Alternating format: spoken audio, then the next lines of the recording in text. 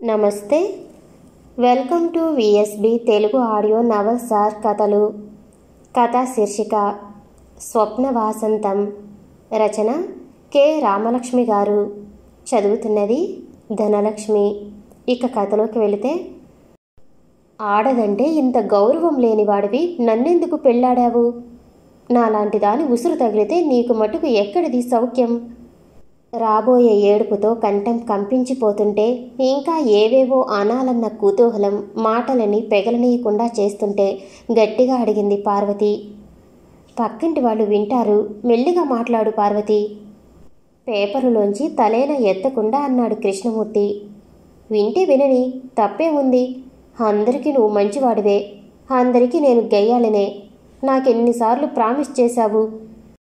Second show సినిమాకి వెళ్ళను, అందులోనూ ఇంకో ఆడదాన్ని తీసుకుని అని. అన్నీ మర్చిపోయి రాత్రి 2 గంటలకి ఇల్లు చేరితే ఇదేం ఇల్లా? ఈలోగా నా పీక ఎవరైనా నొక్కినా దిక్కేది. అదేమిటి పార్వతి, ఎవరైనా వింటే నవ్వుతారు. ఇంకో ఆడదేమిటి? సినిమా ఏమిటి? నేను సినిమాకి వెళ్ళలేదు. వసంత వెళ్ళిందని చెప్తే ఇంటికి దిగిపెట్టి రావటానికే ఆ టైంకి వెళ్ళాను. నిజం చెప్తే నమ్మవెందుకు పార్వతి? ఇలా అయితే ఎలాగ చెప్పు? అనునయం ఉట్టిపడే గొంతుకతో అన్నాడు. ఆ స్వరం మరీ కోపం తెప్పించింది పార్వతికి. నిన్ను నమ్మే ఇక్కడి దాకా వచ్చాను. మనిద్దరం ఇలా అస్తమాను దెబ్బలాడుకుంటూ ఉంటే, నువ్విలా అర్ధరాత్రి అపరాత్రి స్నేహితురాళ్ళని ఇళ్ళకి దిగిపెట్టడానికి వెళ్ళి వస్తుంటే నానిగాడు ఎలా తయారవుతాడో ఆలోచనైనా లేదు నీకు, సరికదా? నేనేదో గయ్యాలినని విరుచుకుపడతావు. వాడు ఉట్టి వెధవగా తయారైతే తల్లి పెంపకం అంటారు అందరూ. అంతేకాని అందులో నీ వాటా 99 పాళ్ళు అని ఎవరికి తెలుస్తుంది? అయినా నీ ధోరణి నచ్చలేదు నాకు. పోనీలే, పొద్దున్నే చూసుకుందాం, నిద్రపో. 2:30, 3 అవుతుంది అంటూ కృష్ణమూర్తి అప్పటిదాకా అడ్డుపెట్టుకున్న పేపర్ మడిచి కుర్చీలోంచి లేచాడు. ఏడవకూడదన్న తాపత్రయంతో గంభీరంగా ముఖం పెట్టుకుని పార్వతి నడుం వాల్చింది. కానీ కృష్ణమూర్తి కంఠం కౌగిలించుకుని గట్టిగా ఏడవాలనుంది. కానీ పౌరుషం, ఆధునిక యుగంలో అన్ని జబ్బులకి తోడు ఈ పౌరుషం జబ్బొకటి. చదువు సంధ్యలు ఇంకేం సదుపాయాలు కల్పించకపోగా ఈ కుళ్ళి లోపల ఏడ్చే గుణాన్ని పెంచాయి. హాయిగా ప్రియభర్త కట్టెదుట ముఖాన కొంగు కప్పుకుని ఏడిస్తే హృదయం తేలిక పడుతుంది. మబ్బులా విడిపోయి సంసారిక జీవితం ప్రశాంతంగా ఉంటుంది. అదే చేత కాదు. అందుకే ప్రతి చిన్న విషయానికి లోపల బాధపడ్డం, పైకి గంభీరంగా ముఖం పెట్టడం. ఈ ద్వంద్వ వ్యక్తిత్వ ప్రదర్శనతోటే అన్ని రకాల నీరసాలు వస్తున్నాయి. కళ్ళు మూసుకుని పడుకుందే కానీ గట్టిగా ఏడ్చేయాలని ఉంది పార్వతికి. కానీ పౌరుషం అడ్డు తగిలింది. తనని తప్ప ఇంకొకళ్ళని పెళ్లి చేసుకోనని సంవత్సరాలు ఎదురు చూసి చివరికి తనని పెళ్లి చేసుకున్న కృష్ణమూర్తేనా ఇలా తనని బాధ పెడుతుంది? తనొక్కతే 2 గంటల దాకా ఇంట్లో ఒక్కతే ఉంటే బాధ లేదు. కానీ ఎవరో అమ్మాయి 2వ ఆట సినిమా నుంచి ఇంటికి వెళ్ళలేదని దిగబెట్టడానికి వెళతాడా? అలా అని చెప్తే ఎలా నమ్మటం? తను నమ్మితే చాలు అంటాడు. అలా అని పైకి అన్నా తను నిజంగా నమ్మలేదే. ఇలాంటి క్షోభ తనకెందుకు రాశాడు దేవుడు? ఏడాది నానిగాడు ఇదంతా మొదట్లో అర్థం కాక ఏమిటా అనుకుంటాడు. కానీ కొన్నాళ్ళకైనా వాడికి అర్థం కాదు. అప్పుడేమనుకుంటాడు వాడు? ఏమిటి అమ్మా నాన్న అనుకోడు? అప్పుడు వాడికి తన మీద అభిమానం, గౌరవం ఉండమంటే ఎలా ఉంటాయి? ఆలోచనలు పొగమంచులా అలుముకుని పార్వతి కళ్ళు వర్షిస్తూనే ఉన్నాయి. తనకేం పట్టనట్టు ఏ విపరీతం జరిగినా పొద్దున్న చూచుకోవచ్చునన్నట్లు గోడకేసి తిరిగి పడుకున్నాడు కృష్ణమూర్తి. పార్వతి అంటూ తనని దగ్గరికి తీసుకున్న ఈ ఆలోచనలు కట్టడి కొంచెం ఉపశాంతి కలిగేది. కానీ అతను అలా పడుకునేసరికి అసలే అన్ని విధాలా తాను అవమానింపబడుతున్నానని బాధపడుతున్న పార్వతి అహం ఇంకా దెబ్బతింది. అంత వసంత క్షేమం పట్ల వెన్నెలా కరిగే కృష్ణమూర్తి హృదయం తన పట్ల ఎందుకిలా ఉంటుంది? మధ్యని ఈ వసంత ఎవరు? హాయిగా ఉన్న సంసారాల్లో చిక్కు సమస్యలా ఇలాంటి వాళ్ళు ఎందుకు తయారవుతారు? తనకే పౌరుషం ఉంటే ఈ వసంతకి ఎలాగైనా బుద్ధి చెప్పాలి. అవును, తను ఎలాగా గయ్యాలే.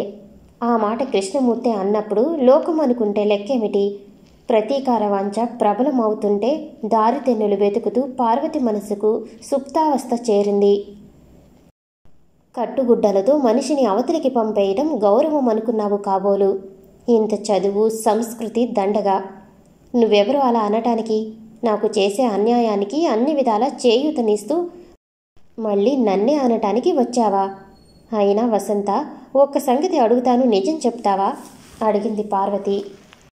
నీలాంటి ఆడవాళ్ళు ఉంటారంటే నమ్మేదాన్ని కాదు పార్వతి.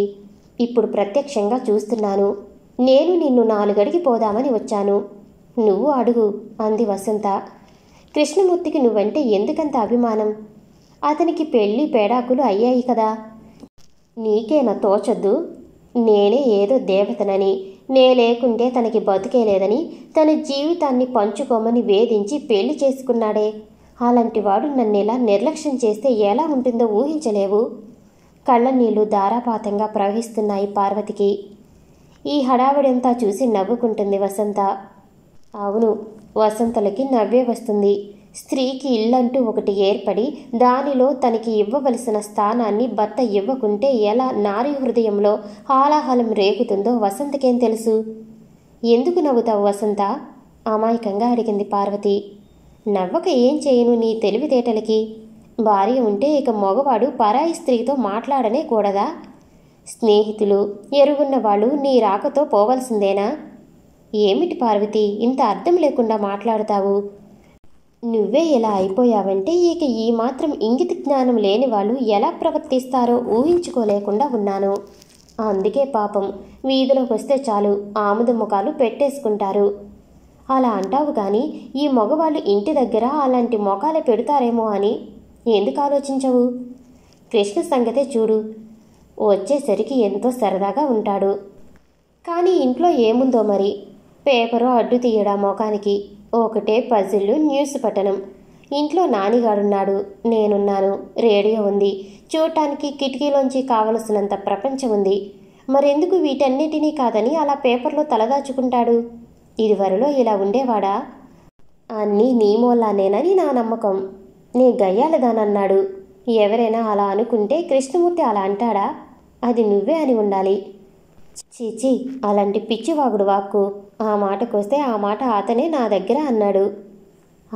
నిజంగానా? నీ ఎదురుగా కూడా నన్ను అలా అంటాడా? అందుకే ఇప్పుడు అతని తరపున వకాల్తా పుచ్చుకుని వచ్చావు, రాగలిగావు, అవునా? అలా రాలేదు పార్వతి. కృష్ణమూర్తిని ఇంటికి రావద్దన్నావటగా. ఎక్కడికి పోతాడు? అందుకే ఎక్కడైతే విశ్రాంతి లభిస్తుందో అక్కడికి వచ్చాడు. మనిషిని అంతగా గాయపరిచాక మళ్ళీ అతని ముఖం ఎలాగా చూడటం? అందుకే పూర్తిగా అతనికి విశ్రాంతి చిక్కేలా ఏర్పాటు చేద్దామని వచ్చాను. కృష్ణమూర్తికి విడాకులిస్తావా? అదే నయం కదూ ఈ నరకం కంటే. నువ్వేం మాట్లాడుతున్నావో నీకేమైనా తెలుస్తుందా వసంత? విడాకులేమిటి, ఇవ్వటం ఏమిటి? నానేగాడేమవుతాడు? పాత మమతలు ఏమవుతాయి? మరవన్నీ ముందే ఆలోచించుకోవలసింది. ఇప్పుడు టూ లేట్. ఇదిగో కృష్ణమూర్తి సంతకంతో కాగితం. అఫిడవిట్ కోర్టులో దాఖలు చేయటానికి. నీకు నా సానుభూతి. పాపం ఇప్పుడైనా ప్రశాంతంగా ఉండి అతన్ని హాయిగా బ్రతకని. నే వెళ్ళనా? ఎక్కడికి వసంత? ఇంత అన్యాయానికి నువ్వే అతన్ని దించావు. కృష్ణ ఎంత మంచివాడు. నీలాంటి దాని మాటలు విని నన్ను కాదంటాడా? కోర్టుకి వెడతాడా? నేను నమ్మను. అది నీకుచితం. నువ్వే అతని చేత సంతకం పెట్టించి ఉంటావు. కృష్ణమూర్తి ఎప్పుడూ ఈ పార్వతిపై అత్యాచారానికి పూనుకోడు. ఈ పార్వతి ఎంతటి వెర్రిదో, ఎంతగా అతన్ని ప్రేమిస్తుందో అతనికి తెలుసు. అది నీ పోర్చరీ. నువ్వే అతని సంతకం పెట్టి నన్ను దడిపిస్తున్నావు. అది పోర్చరీ, అది ఫోర్జరీ, నాకు తెలుసు. పార్వతి. చల్లని చెయ్యి తగిలి ఉలిక్కిపడి లేచింది పార్వతి. ఎదురుగా కృష్ణమూర్తి ఆదుర్దాగా తన ముఖంలోకి చూస్తున్నాడు. ఏం పార్వతి, ఏమిటి కలవరిస్తున్నావు? కలగాని వచ్చిందా? లే అంటున్నాడు. సిగ్గుతో పార్వతి ముఖం ఎర్రపడింది.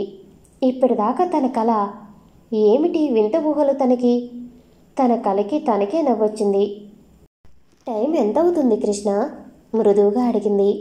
అమ్మయ్య అనుకున్నాడు కృష్ణమూర్తి. మళ్ళీ మామూలు పార్వతే అని అతని ధైర్యం. లేచి టైం చూశాడు. 4 అవుతుంది. ఇంకా పడుకోవచ్చు, తెల్లారుజాము అవుతుంది అన్నాడు మళ్ళీ పడుకుంటూ.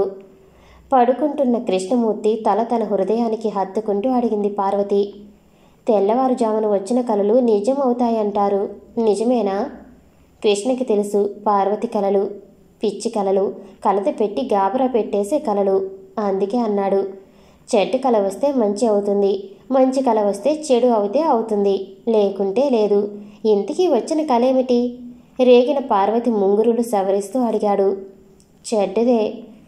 కానీ కృష్ణ, ఫోర్జరీకి శిక్ష ఎంతుంటుందో? 3 ఏళ్ల నుంచి 7 ఏళ్ల దాకా పడొచ్చు. ఇంటికి ఎవరికో తనలో తనులా అన్నాడు. నీకు తెలుసు అంది పార్వతి. అవును, నాకు తెలుసు అంటూ పార్వతిని చేతుల్లోకి తీసుకున్నాడు, హాయిగా ఊపిరి వదులుతూ. మళ్ళీ కొన్నాళ్ళు పార్వతి పేచీలు పెట్టదనే ఆ హాయి. సమాప్తం. నేను వినిపించే ఆడియో కథలు, నవల్స్ మీకు నచ్చినట్లయితే మరిన్ని కథల కోసం షేర్ చేసి, లైక్ చేసి, సబ్స్క్రైబ్ చేసుకోండి. Thank you for watching.